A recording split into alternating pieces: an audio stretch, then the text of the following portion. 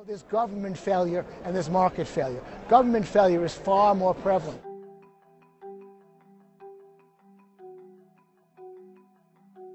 Hi, I'm Nick Gillespie with Reason TV, and we're at Freedom Fest in Las Vegas, and we're talking with Gene Epstein, economics columnist at Barron's. Thanks for talking to us, Gene.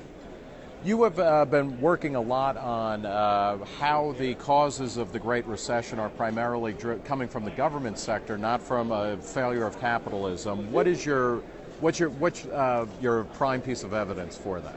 Well, the prime piece of evidence, and by the way, my talk, which I just delivered, was called The Failure of Crapitalism, because I don't want to let off the crony capitalists, the people who supposedly operate in a profit and loss system, but who don't, who only know profits because their losses are protected. What's an example of that? Well, an example of that kind of person was Angelo Mozillo, who I gather is mentioned in a book called I Am John Galt, and he's typically, he was head of Countrywide, and he sold mortgages through much of his career to the federal government. He originated mortgages, sold them to the government. He wasn't a mortgage banker. He was just somebody who ran a government-created cash machine.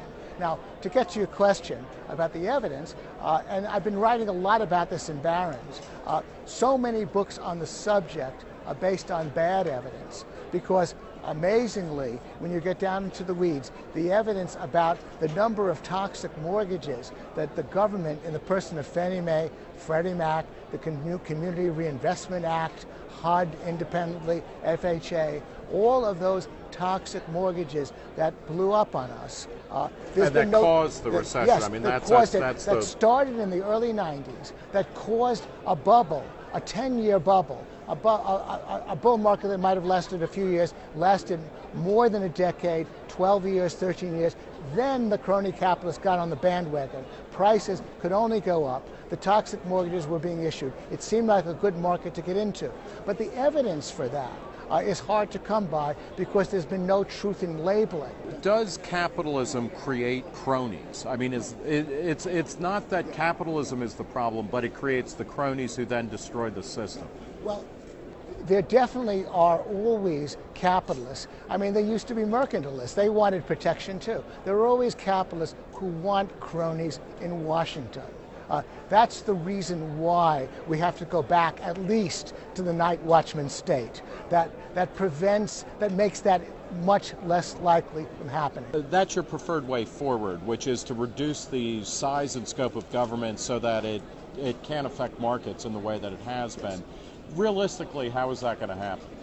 Well, I think that, I mean, people have to read a book by Gillespie and I forget who else, called Declaration of Independence, that points the way. The only role I play at Barron's, I have potentially 1 million readers at Barron's online and print, is to do my thing as an economist, to keep reminding them that we don't necessarily have to have a Federal Reserve. We don't have to, the last thing we want the government to do, by the way, is to be in charge of the money supply. I'd rather it be in charge of the shoe industry.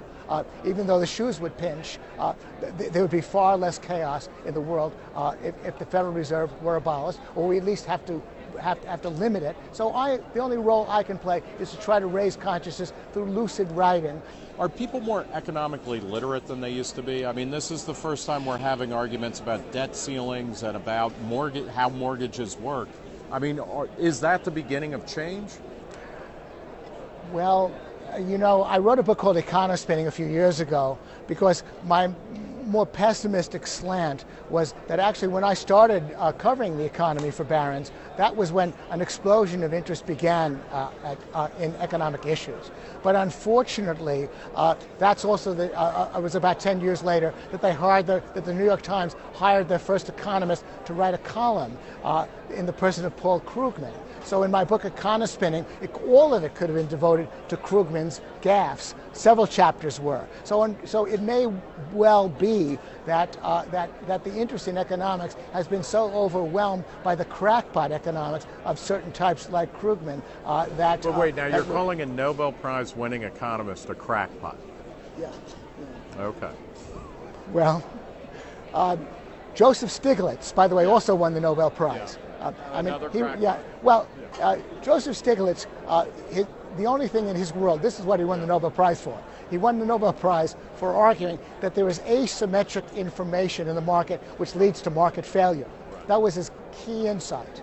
There are lots of things that are laughable about that insight for which he won the Nobel Prize, but one of the things that's a little bit most ridiculous is that he didn't grasp the fact that when it comes to economic decision making, institutions always fail us. It's just that government institutions fail us far more often. Well, we'll leave it here. Gene Epstein, economics columnist for Barron's, thanks for talking to us. For Reason TV, I'm Nick Gillespie.